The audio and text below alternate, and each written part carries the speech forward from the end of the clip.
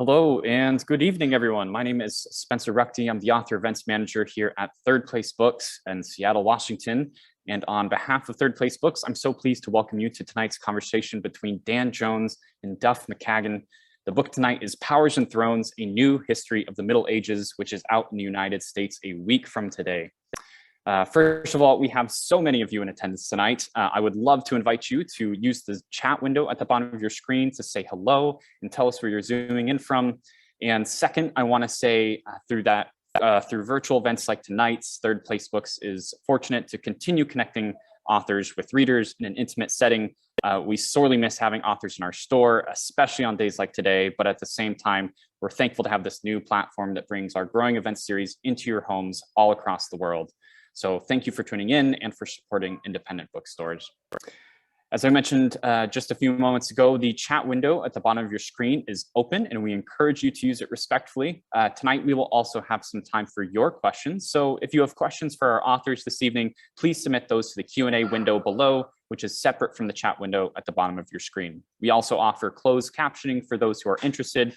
You can just hit the live transcript button at the bottom of your window to turn this feature on or off. Finally, as you may have experienced in virtual gatherings, technical issues may arise, and if they do, we'll do our best to resolve them quickly. So thank you for your patience and your understanding. Overall, thank you for sticking around with us during this virtual era. It is really strictly because of you that this author series is even possible. And now this is one of those cases where our speakers don't need much by way of introduction, but let's give them introductions anyways tonight. Dan Jones is the New York Times bestselling author of Crusaders, The Templars, The Plantagenets, War of the Roses, and Magna Carta.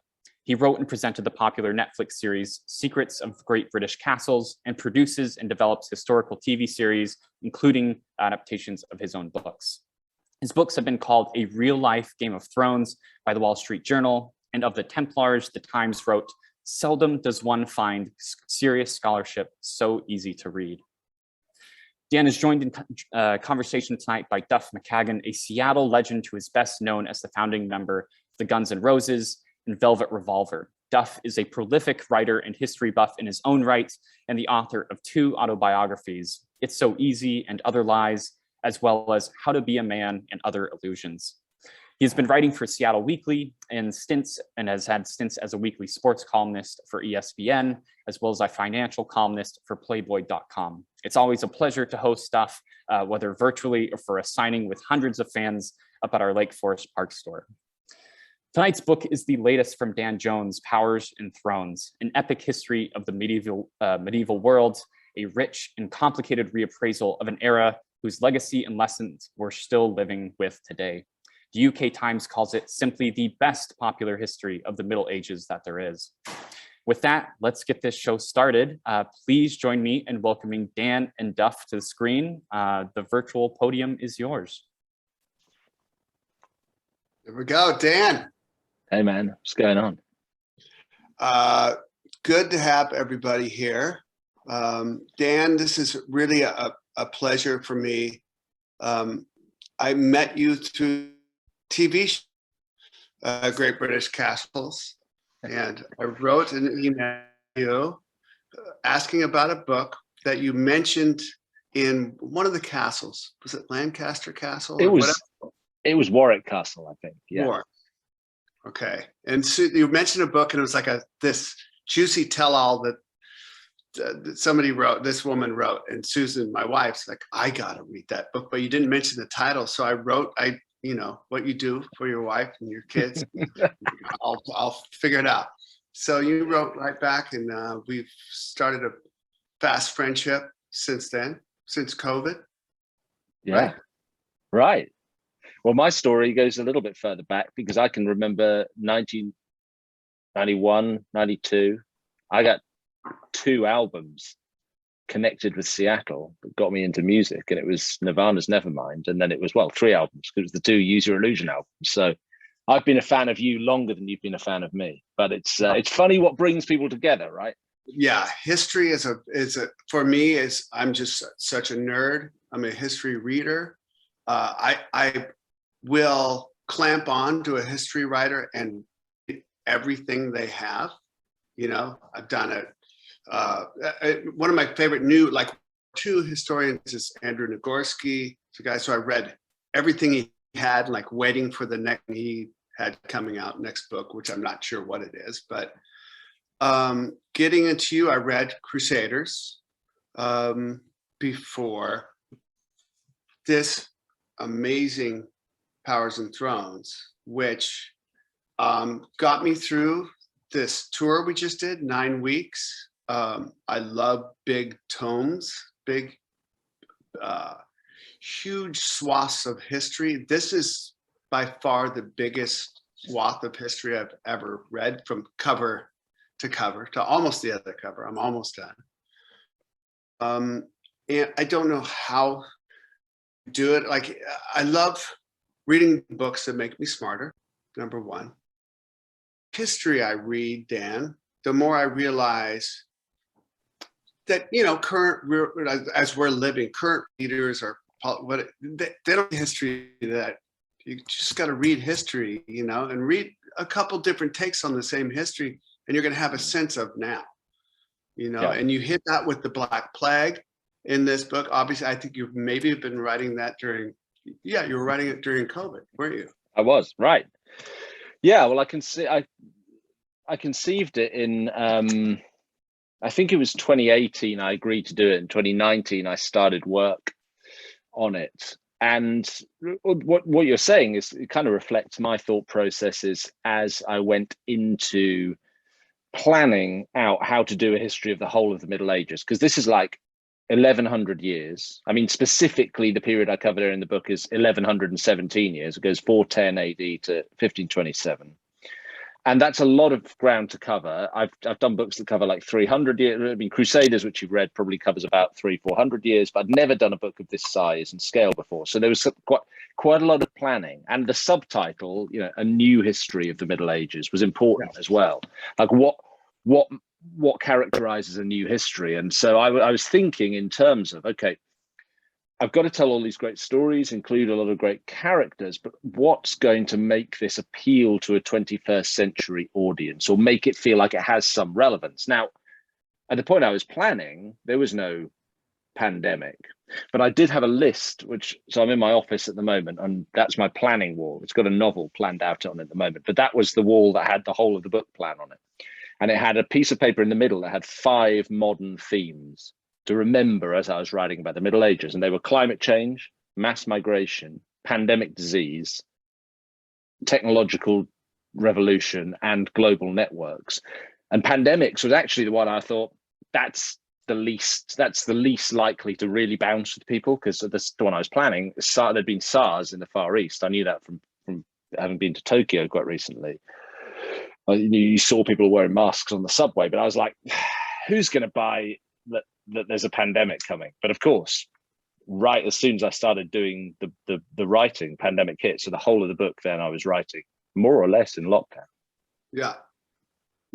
I mean, you hit on a lot of migration and your themes in the book. I mean, there's so many. I make notes. Like, I sent myself texts, or I'd send them to my manager. You know, sometimes at whatever 2 a.m, it was just, I'd read a piece and like, I got to remember that. Not really, because then the book starts to come together. It's not like you have to remember a ton of different specifics. And I'm thinking, I got to talk to you about this book. We planned this out a long time ago, right? And I got to be really on it, specific and in different things. And you don't, because there's so many.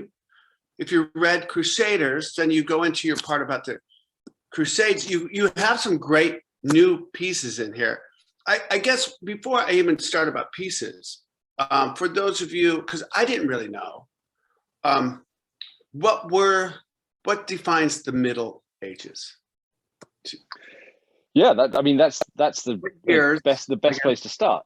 So the boundaries I've used are 410 and 1527, and that's not completely arbitrary. If we look to where the idea of the Middle Ages comes from, right? In the introduction, I write about this. You look at the Protestant Reformation in the 16th century. There's a guy writing in England called John Fox, very, very sort of interested in the Protestant movement, Protestant Reformation, and he writes what's now a very famous book called colloquially called Fox's Book of Martyrs, more properly called Acts and Monuments. And in it, Fox, talking about ecclesiastical history, says, look, you can divide history into three big ages. There's the primitive time, that's basically Rome before Constantine the Great, before the conversion to Christianity. Right. And he goes, and then there's the modern age, that's everything after the Reformation, Martin Luther or whatever. He said, and in the middle, there's just, he calls it the Middle Age. And that's a huge span of time. That's like 1,000 years. And so that's an enormously rich territory to deal with, because we're really talking about everything from the fall of the Western Roman Empire to the barbarian tribes marauding east to west, all the way through to Christopher Columbus sailing the ocean blue and Vasco da Gama going, into the Indian Ocean, and Martin Luther changing the shape of the heavens. It's if you think about how long separates us from the 16th century, 500 years, it's twice as long as that as a historical era. So it would be like grouping us today in with William the Conqueror and saying, well, that's one age we can speak of altogether. Right. So if Dan's moving too quickly for anybody who's watching this, so the fall of the Roman Empire, which is in the 400s, or 300s or 400s, and the kind of the rise of the kings, for lack of, in Europe at least, and the kind of the city states like Venice and up in Germany, and kings and all these a million different little wars between these cities that were their own kind of countries, the city states, like Singapore now, right? Rise of this, and then what he's talking about east to west, he's talking about the Mongols and Khan and this whole thing. Genghis Khan and the Mongols, I just had never read that book, not yet. Yeah. But I got a really great idea on through your book of that movement and things I didn't know, like Genghis Khan. You better surrender. Right? You better surrender, right? You better surrender. And if you did surrender, he kind of let you go on your merry way. Your religion, he was kind of fascinated with other religions, and you could have your job and make your living the way but just surrender. If you don't surrender, he'll burn down your whole city and kill everybody there, basically, right? Well, that seems to be that's really the promise of empire throughout the ages, isn't it? Sure. If you think about, so at the start of the Middle Ages, so you're right, let's just reiterate where we're talking about.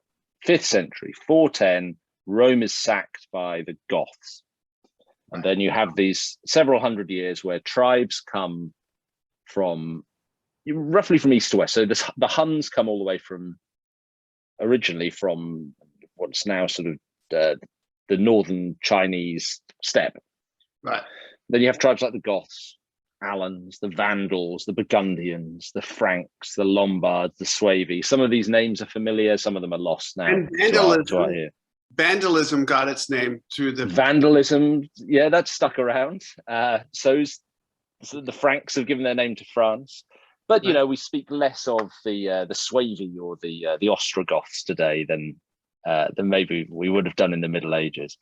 But really, then there's this recurring theme, I think, throughout the Middle Ages, because it's the 12th century by the time the Mongols are charting that same path, but they are charting the same path, using the same geography, the steppe land that joins northern China and comes all the way to Eastern Europe. And you're right, the Genghis Khan and the Khans that follow him have a pretty simple proposition, which amounts to surrender or die. And I shared an editor at Penguin Random House in the US with Publishing Powers and Thrones. My former editor, who's left there now, she also edited a writer called Jack Weatherford, who's written a lot about the Mongol history. And Weatherford's very pro-Mongol. And I'd read 2 of his books. And he was very much of the persuasion that, well, the Mongols, they were pretty severe if you stood up to them. But if you if you went along with their with the Mongols, then they would sort of allow you to practice whatever religion you wanted. And the Pax Mongolica was this great piece where it was said that a virgin could walk from one end of the Mongol Empire to the other with a pot of gold on her head and be unmolested. So, were they that bad? But actually, I think, as you pointed out, Duff, when you get into Mongol history, you see that if you flash the Mongols a defiant eye, then they kill you, and they kill your family, and they'll kill all your friends, and they'll burn your city to the ground, and they'll ride their horses over your city and trample it such that it looks like it was never there in the first place. So there is a carrot, but there is a very, very, very, very big stick as well. Yes. Like obey or die. But that's empire for you. That's empire throughout the ages, isn't it? And the virgin could walk down the road from east to west or west to east with a pot of gold on her head, because if you fucked with that road, you were fucking with the Mongols. Right. You're done. So you're done. But that's the same promise as, well, in a way, it's the same promise the Taliban makes in Afghanistan today. They come in and say, look, you break the very severe laws we're laying down, we'll stone you to death. Right. But the promise, now whether it's actually carried out or not is another matter. But the promise is, but if you do obey the laws, then you'll have security. So it's harshness, right. But the promise is security, and that's why I suppose people go along with empire. Yeah. And then I'm reading some of these things below. And then into the Crusade. I read your book, The Crusaders, which goes way more into detail about the Crusades. But you going to, just religion and the history of religion, period. It's a touchy subject, but speaking purely like historical context of it, it's super interesting and super dark, and a lot of the Crusades were super dark. Well, it's funny, isn't it, the way that I suppose it, and tell me if this chimed with you. As I was writing this book, I was reflecting a lot about what connected us with the medieval world, and I think there's a lot. I think that the medieval world lays down foundations of law and of a sort of the notion of a Christian West and relations between Christian and Islam, and ideas about art and architecture and music. There's lots of things that connect us with the Middle Ages, but there's certain things that you just read this and go, well, I was writing it certainly and thinking, this is another world. And what I think at the heart of it is a society that's so suffused with religion. But I say that, sitting here just on the outskirts of London in England, where we're very much a secular society. And I wondered if you get the same read in the States, where religion does play a more active and obvious role in public and private society. I do. I try to bring my history forward too and apply it to now all the time. The Crusades, of course, nothing like that would ever happen now, really, in that same sense, where if you just weren't Christian, the Christian tribe, wherever they were from, who would actually eat you and your kids and your wife. That's the first crusade. That's the first crusade. I remember you texting me about that. So the stories, that's the siege of Antioch, I think, in 1198. And so the first Crusaders are outside Antioch, an enormous walled city just on the borders of what's Turkey and Syria today.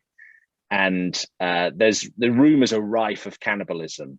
And I'm going to forget which chronicler it is now, but Albert of Aachen or one of these chroniclers all this stuff is in the original chronicles. I just pull it out, but he describes the sort of, them eating human flesh and saying, this is delicious, just tastes just like chicken or tastes just like pork or whatever. And they've got the human fat, the grease dripping in their beards. I see an image like that and I find that irresistible. And so that always goes in the book. Yeah, you seem to pull all the stuff I like into a book, like the eunuch. You got me tantalizingly close to what were the eunuchs, and then you kind of veered off and went someplace else. You left me going, wait, what do you mean the gold prosthetic nose?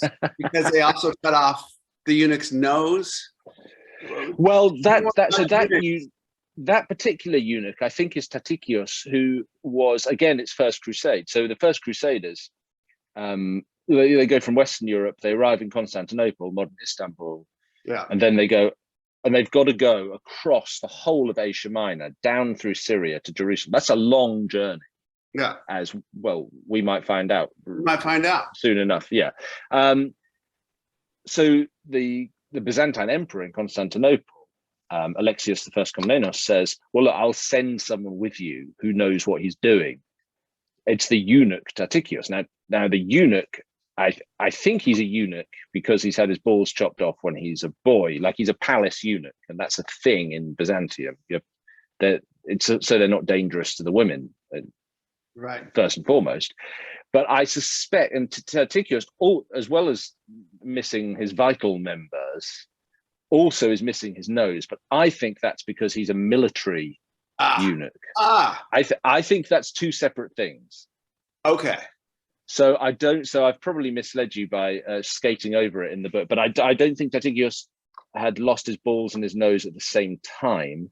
I think that's two separate incidents, and it's unfortunate, right? You lose your balls, you think that's bad enough, but shit, then your nose is gone as well. But because he's in the service, when he got his nose chopped off, he gets a gold one. Now, whether he has golden balls as well, who knows? That's not recorded to history, but maybe he did. It's not in the book either. Yeah. I can't make it up. I can only write what we know. Yeah. So going from, again, like Secrets of the Great Bristles, you go into it in the book, Powers and Thrones. You go into like the master castle builders. What was the guy's name? James White or something? Master James of St. George. Yeah. Master James. Okay. Yeah. And then again, you got me tantalizingly close. Like the was it the first castle, the one in Wales, right? The king at the time. There's so many kings in this that I can't keep them straight. I can keep them straight while I'm reading that night. I'm like, okay, it's this. Yeah. We know Henry VIII. I know something about him, but there's all these different kings, and French and English, and the Holy Roman Empire. And the popes, Pope Innocent, and Pope, like all these great popes. You've got it going on. You've remembered. I read the book, but there's a lot of names. Some of the popes' names are just amazing, Yeah. But anyhow, going into so Wales was way out there, obviously, then. That's where the original English people, I guess, went, right? They went far west, and the king at the time, which I learned through one of your, maybe the Crusaders or something. The royalty was French for the right? They were French. They spoke French. Well, yeah. So medieval England, medieval Britain is a kind of, it's a bit of a melting pot. So the rough chronology goes like this. So let's take it from Roman Britannia. So about that time that the Western Roman Empire falls apart in the 5th century. Well, the first Roman colony to leave is Britannia, because it's the furthest away fundamentally. It's a sort of 5th century Brexit, right? So that's now. So then what you see coming in Britannia are waves of what we can loosely call Saxon, Germanic invaders. And so they push in from the North Sea, which is the east, and there's a process by which the old what historians call the Romano-British. So those Romans who'd stayed and who'd into Britain start to move to the west, and then by the later Middle Ages, the Welsh and the Cornish as well lay claim to that old tradition of being the original Brits. Whereas in England, there've been successive waves of invaders. You've had the Saxons, then the Vikings, and then finally the Normans with William the Conqueror, who bring a French-speaking nobility. And so right until the 14th century, and probably into the 15th and even the 16th century, arguably, the nobility or the language of the nobility in England is French. The language of the common people is English, and the language of the church is Latin, and the language of the Welsh is Welsh. So there's plenty going there's plenty going on. Great, you summed that up great. So like I'm saying, the original English went on. Never mind. But you get into, like, these are the things I love. Like the road in for all of the soldiers that had to go like hang out around the construction, correct? Right. Let's call it construction site. And the stone and stuff, some they quarried there and some they had to bring in. And then all of the builders and the different craftsmen and whatnot, they brought in a lot of those. And then you had sort of this faction there that did not want to get taken over. And these roads in and out, were they under constant sort of attack or? Well, I suppose the best way to think about this. So we're talking about some 13th century North Wales, Snowdonia. So by the 13th century, the English had really pushed into southern Wales to a large extent and to the borderlands. But in North Wales, around Snowdonia, very mountainous, very beautiful countryside. And in fact, you'll have seen we did a Carnarvon Castle, which is the castle we're talking about. We did an episode of Great British Castles on that, designed by Master James of St. George. Looks like Constantinople.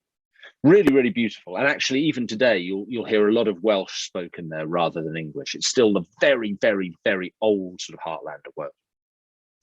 Well, Master James, Edward I, King Hammer of the Scots, you know him from Braveheart.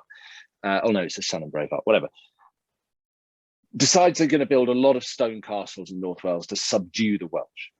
Now, these are huge, huge, huge construction projects, as you say. So think about everything you need to build a castle that's going to still be standing in the 21st century.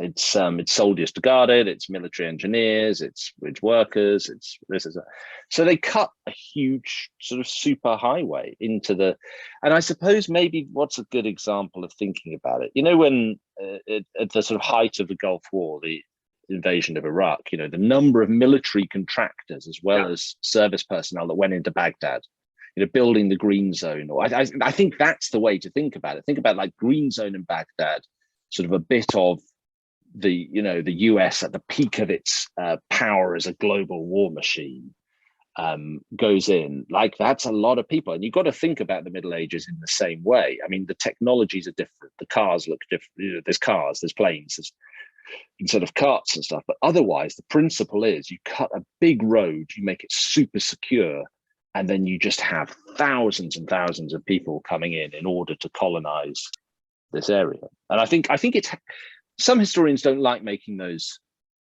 parallels, but I think it's super helpful. And once you start to think, well, okay, there are things that divide us, but there are things that connect us, and you start to see those analogies, then it gets a bit easier to approach what can be quite difficult history. Yeah, and you do that a lot in your book. You will you'll bring something, maybe not the road and Baghdad and the green zone, but you will bring the Black Plague, and I didn't know it went on so long. Like, I found out so many. I like it when I get smarter when I read a book. That's what I said at the beginning of this, and I didn't know the plague went on and off for so long, and I guess I maybe knew it had killed that many people. It killed, you know, arguably 1 in 2 of every, you know, half the population, right? Yeah, 60% in some places. Yeah, and then the 100 Years' War is being fought during this. Like, we're not going to stop warring. Let's keep this war going. No, sir. No, sir. I'm reading your book about the plague, and I'm like, oh shit, the 100 Years' War is they're still going on with it. Like, so back, one of the inspirations for this book, and like you, I know you've there are certain books I know that you've read and you've mentioned to me when we've spoken before that just stick in your mind, right? And you come back to them and you think about them, whether you read them again, but you just come back. And one of the books that did that to me was a book about the 14th century, which is what we're talking about, by Barbara Tuchman. which was written in 1974. It's called A Distant Mirror. And Tuchman used the 14th century as a mirror on the calamitous 14th century, she called it, as a mirror on the 20th century, and said, look, there was a century before the 20th century when you had pandemic disease, when you had terrible, like endless, ceaseless warfare, where you had famines, where you had political rebellions, constant, like what we now call populist rebellions, and all of this within the space of, well, actually, in the 14th century, it's within about 70 years. And she does it through following the path of a real historical family in France.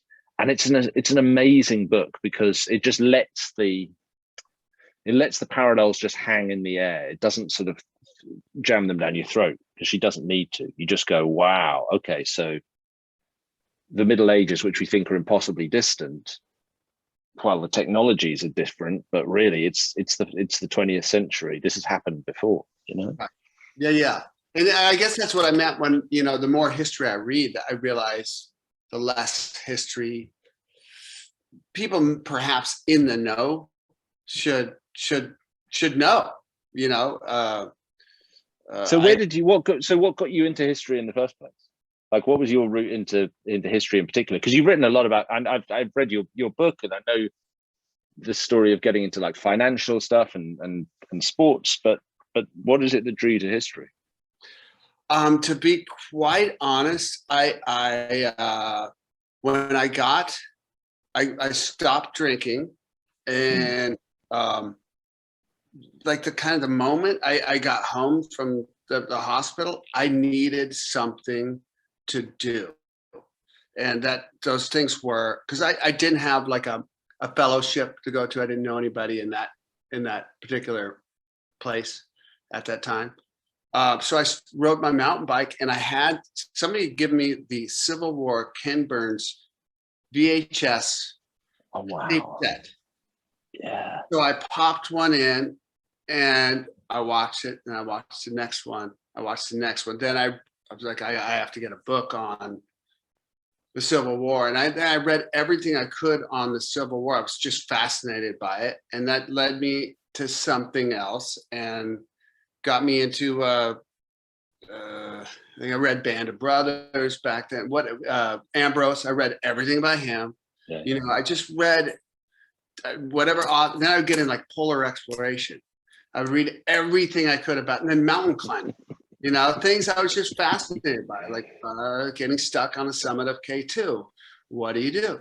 You freeze to death, you fall off, you do that. And oftentimes I'll get into what I read about. Like I go mountain climbing now, because it terrifies me. I've read so many shitty stories about it.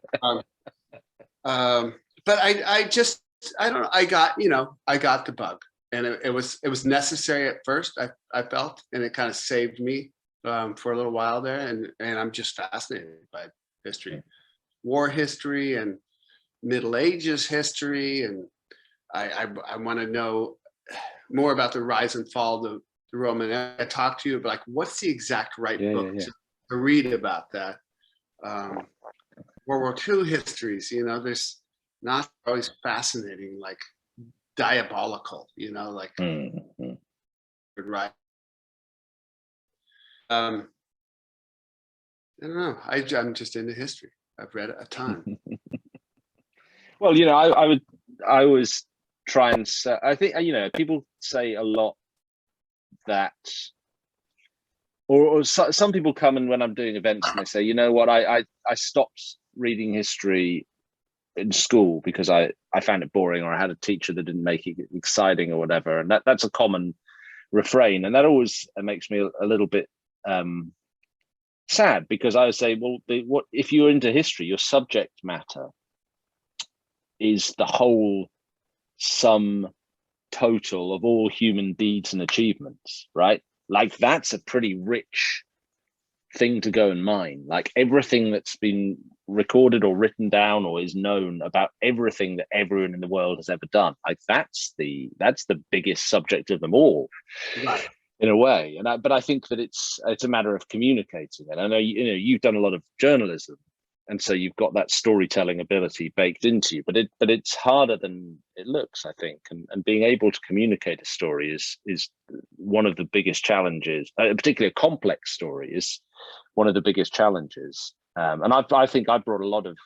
I mean, we were talking about your book, and I took your book in the car, and every time I was doing the school run, I was reading another chapter of it. And I remember I texted you and said, it reads so brilliantly and so this is your first book, so effortlessly. And you said, yeah, it's because I've done a lot of journalism.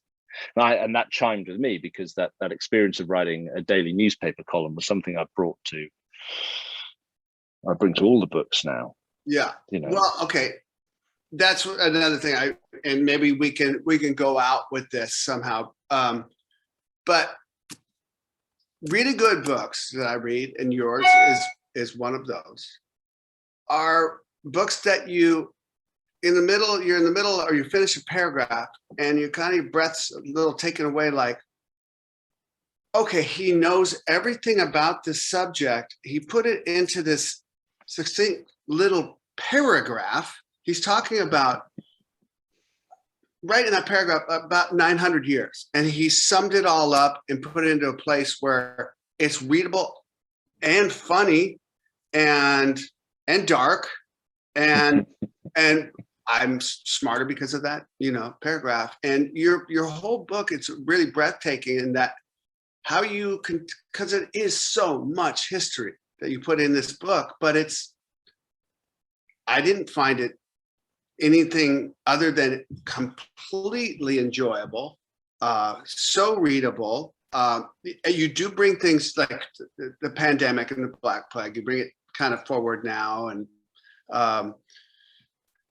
it's just telescopes all over the place. But it's so succinct, and I want to know more about bucking eunuchs and Genghis Khan, and why you would go to Brazil first and then go around the Cape of Good Hope. I don't know. I got to look at a map again. That doesn't make sense. So the reason you would do that. Okay, so that's a really good question, and I'd always wondered, like, what?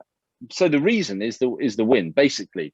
So that in the 15th century, the beginning of the 15th century, say around 1415. Everybody knew Africa went down a lot further than they'd ever been, because people had charted, and I'm talking about European navigators in boats coming from mostly Spain, Portugal, and the Italian city-states. They knew there was something out there, but there's a problem. It's you could go down, you could go south, but you could go so far south that you wouldn't be able to get back, because of the prevailing winds would make it very hard, and particularly medieval boats couldn't tack very well against the wind, very hard to come back. The square sailors, sailors.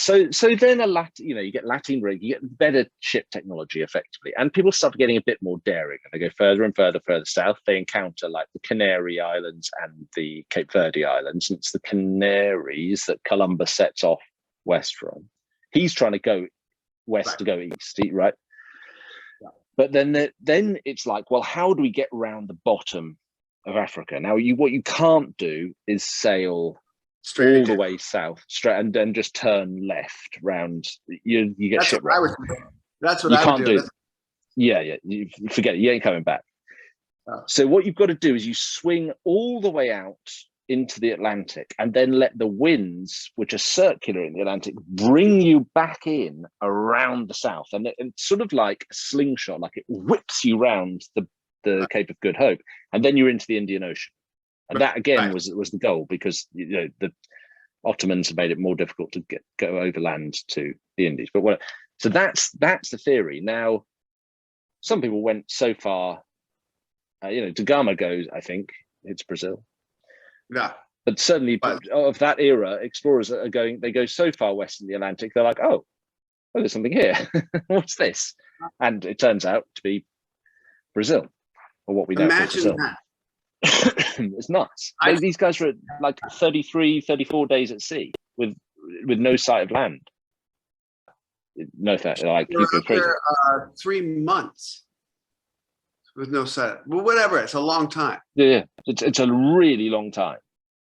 And, you know, and obviously crews are mutinying. They're like, you know, Columbus has this, of course, as we know, you know, the crew is like, Columbus has to just lie and lie and lie to his crew about where they are. Oh no, we're going to be there in a minute. We're going to be, it's like taking the kids when they're little on a long car journey. Are we nearly there yet? You're thinking, fuck no, it's like 2 hours away, mate. And you go, yeah, 5 minutes, 5 minutes. That's Columbus all the way across the Atlantic. Yes. In Magellan, I had read a Magellan book, I who it was by, but Magellan, same thing. And he, I think I asked your Magellan, you guys who are listening and watching this. So Dan covers kind of what brought us out of the Middle Ages. And I didn't realize I could talk forever about this because there's so many things. Like I didn't realize the classics were lost, you know, in Europe, basically, right? Like Aristotle, Plato, all the, you know, philosophers and the math and the learning of that had been learned before, it kind of got saved by Islam, right? They held on to all the knowledge, and Arabic libraries, the dark, just you don't know anything. We're going to teach you about basic Bible and references just made up that are real Bible. We're going to tell you some things that you're going to just be true knowledge now, and forget about anything else you might from anybody else, because it's the way. But so the Crusaders are over there, like, hey, what are these? What's stuff they find over there? And right, basically, they find the old knowledge. That's right. Yeah, that's it. That's, you know, that's the reclaiming of the libraries in the Reconquista, particularly in Spain, of the or the claiming of the Islamic libraries, and then they're like, there's some pretty good stuff in here. You know, we should get that back into Latin. But I see Spencer's back. Hey, Spencer. I'm back. Yeah, I'm just here to usher in the audience Q&A portion of our event tonight. I have a ton of questions queued up, and we'll get to as many as humanly possible. But yeah, I guess let's get started. I will also be pasting these into the Zoom chat for everyone so they can see you know, what question is being answered at any time, and hopefully that makes it easier on everyone. All right, so first of all, Ashley asks, I love history, but mostly work in public affairs and policy. I'm curious to know what both your thoughts are on how history is helpful to understanding our current events. Does history repeat itself? Does it just rhyme? Or does it just provide a drumbeat to what's happening in our daily modern lives? Well, it doesn't repeat itself. And, you know, we use this as is it Mark Twain? It doesn't repeat itself, it rhymes. I mean, that's neat, but I think it's more about history provides context and a frame of understanding, right? And the more you know, the better you can understand the world around you. And I don't think it has to be any more complicated than that. We often hear sort of politicians decried for, you know, not knowing enough history. And my small experience with politicians is that quite often politicians know quite a lot of history, but always think that they know better, that they're not going to make the same mistakes this time. So I don't think history necessarily you know, it's a romantic fantasy to say that history will save us from bad decisions. But history will certainly give us context for understanding what we're seeing. And I think, you know, Duff, you've mentioned the pandemic several times this evening, and that's a very good example. You know, the Black Death and the COVID pandemic are not the same thing at all. But by looking at the way that the Black Death illuminated 14th century society and showed you what its essence was, and particularly its religious essence, you can make the parallel and look at COVID and say, wow, well, this besides being a terrible and lethal pandemic disease, it's also showing us elementally what our society looks like. And the things it shows us about society are not the same as the things that the Black Death showed about 14th century society, but the function is still there. And if you know about one, you're better placed to understand the other. And the blood also was caused by women wearing too revealing clothes. Right, that's different. Oh no, that's actually the thing that connects the two things. That's the only thing that connects them. Is that was the cause of COVID as well, I believe. Oh, it was. Okay. Yeah. Yeah. Okay, our next question is from Wilson, who asks, it's said that history is written by the ones who won the wars and a lot can be omitted. When doing research, do you find controversial information that makes you question if this was what actually happened? Well, yeah, look, I suppose here's a good example of that. So this, early on in the book, in like chapter 2, about barbarians. So that's the chapter where we're talking about the tribes who come into the West, what had been the Western Roman Empire. Almost every original source, in fact, every original source that is available to draw on in terms of written sources about the barbarian migrations into the Roman Empire is written by somebody who's pro-Roman. Because by definition, the barbarian tribes were illiterate. That's not to say they were stupid, but they just didn't have a literary culture. And so you writing that chapter, I was faced with like, okay, this is a super one-sided story. But once you know that, you know, your instinct as a historian, which as I'm sure Duff will back up, is similar to your instinct as a journalist. Your instinct as a historian is always to say, why am I being told this? Who's telling me this? And why are the bastards lying to me? You know, that's the thing that's drilled into you. And if you come at evidence with that point of view, then normally you'll be okay. It's sort of healthy skepticism is a sort of is a vital bit of the historian's toolkit and the journalists, I think. Yeah. Sure. This is an excellent question that maybe the two of you can team up on. James asks, I'm going to paste it here in the chat. In Bill and Ted's Excellent Adventure, they bring back 8 historical figures to complete their school project. Which 8 characters from Powers and Thrones would you define as the greatest characters of the greatest hits of the Middle Ages? Wow. Okay, Duff, you're up. You pick 4 and I'll pick 4. Pope Innocent, he was there for a long time, wasn't he? Kind of Innocent the Third. Is it Innocent Yeah. the Third? He was there for a minute. He did well. Innocent. Who's the one who really tried to push through? Get into too many particulars here. Who? You got to be thinking. There's only one Innocent. If you're picking an Innocent, right. It's Innocent the Third, and he's only there for 17 years, but he gets a lot done. Yes, I like it, a lot done. That guy's, and he's Pope in his 30s as well. He's a super young Pope and very energetic. Yeah, okay. I'd definitely back you up on Innocent the Third. 100%. We need 8. We need 8. Well, I think you're taking Genghis by the sounds of things. Sure.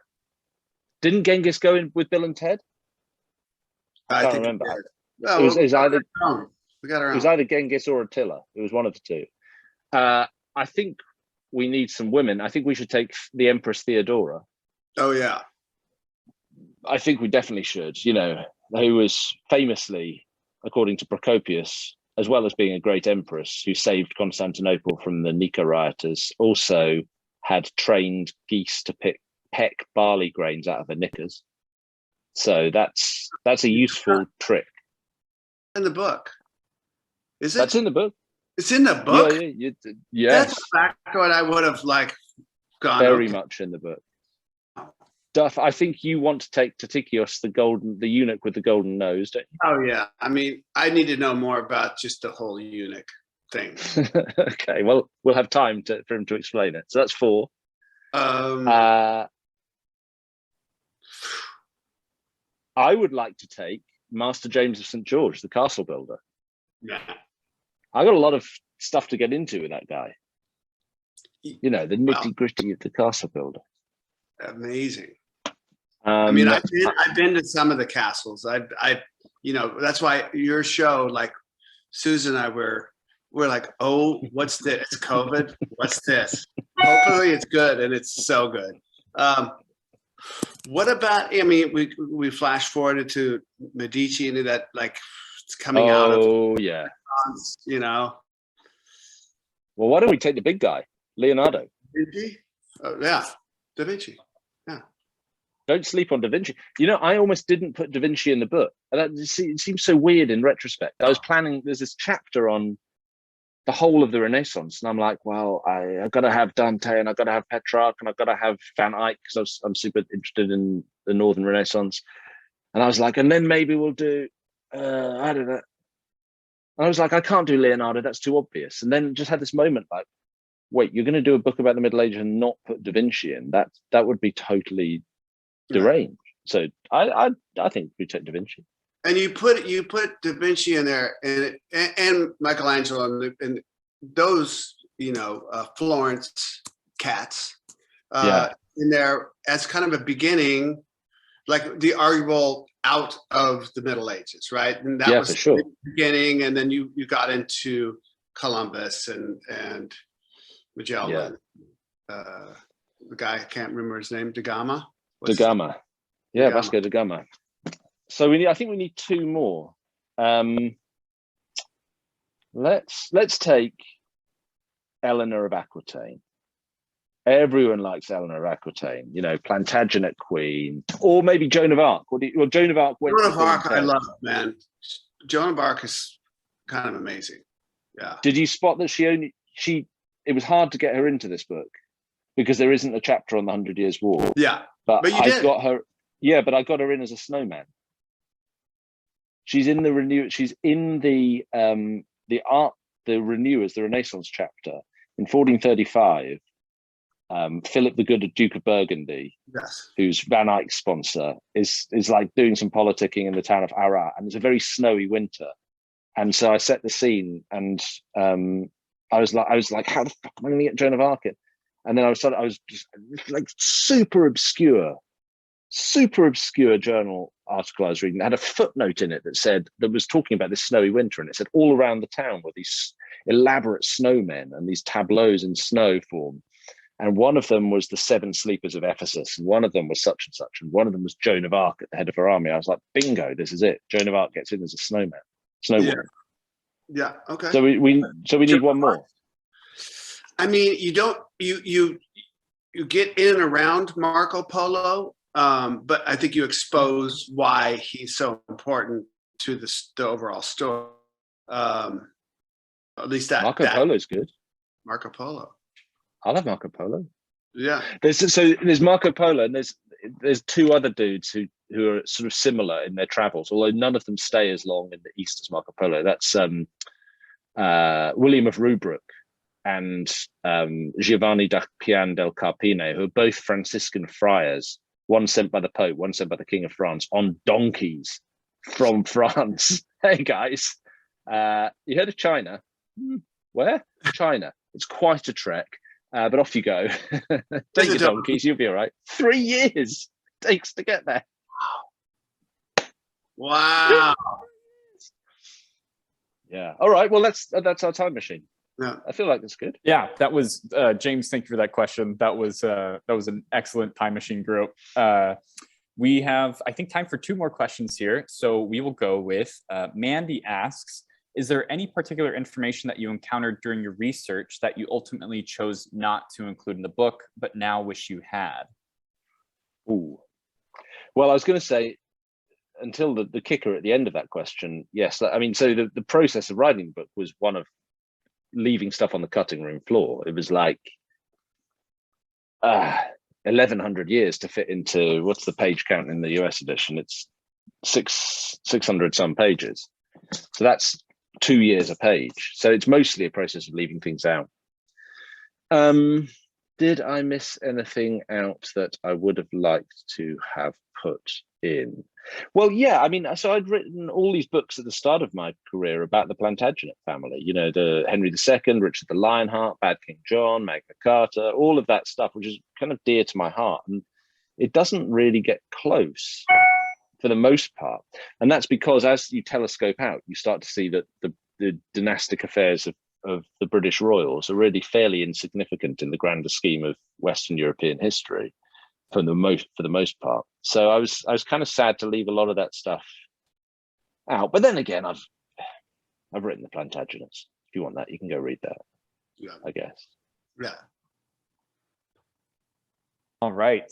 And our last question for the day, one I would love to know the answer to, is several people want to know, Dan, will you ever try your hand at historical fiction? Do you want to see something? Do you want to see something? Yes, I do.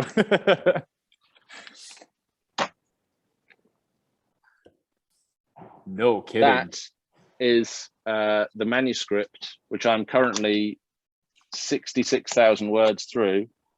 So 2/3 of the way through for a book called Essex Dogs, which Duffs read the first, what did I send you, first chapter? Yeah. Yeah. Yeah. So this is set in 1346. It's first of a trilogy. And it takes the Cressy campaign of the 100 Years' War, which is a very short campaign. And so I got the idea. I was in Normandy in New Year 2018, I think, or 2019 maybe. And I had a house that we rented for New Year and a bunch of friends. We went on New Year's Day to Omaha Beach, one of the D-Day landing sites.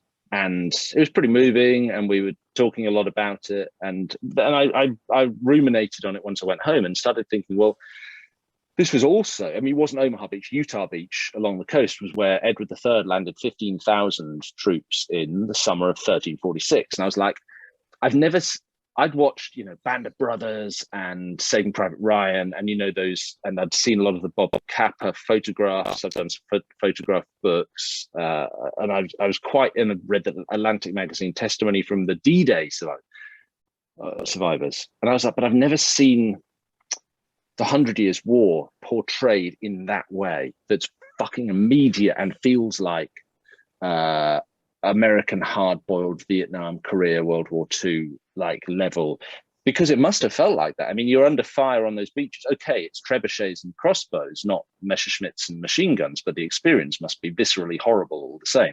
So I'm writing this book about it's like medieval apocalypse now. It's a little platoon who've got to fight their way up the beaches, and then they've got to survive somehow to the battle at the end. So that's book one, and that comes out. Well, in the UK, it comes out next October 22. We haven't taken it to less than a year from now. Yeah, a little less than a year. So we haven't taken it to international publishers yet, but it will go. Sony Pictures have pre-bought the screen rights and stuff. So. Well, congratulations. Yes. So that's what I'm working on. That's it. There's someone in the chat who said that I thought I saw that Timothy Chalamet can play the starring character. Sorry. All right. Well, I think that's a good place to stop. It's not a role for Chalamet. I'm just going to say that. It's a role for Arpats.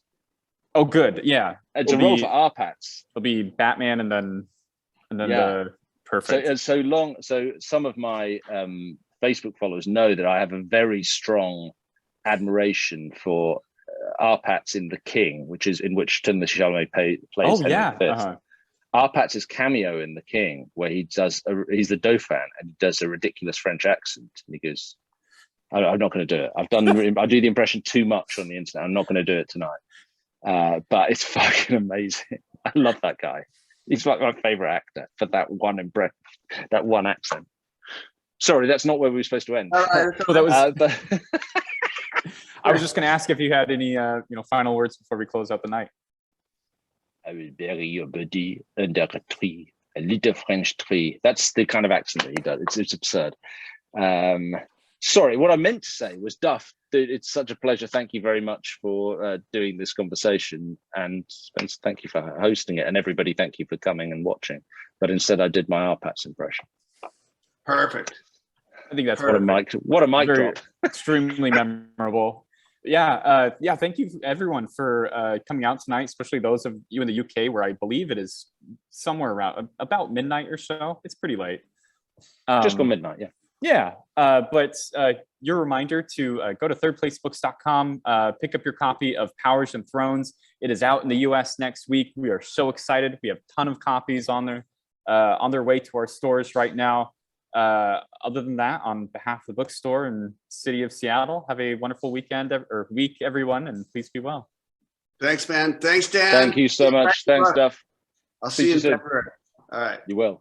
Take All care. right.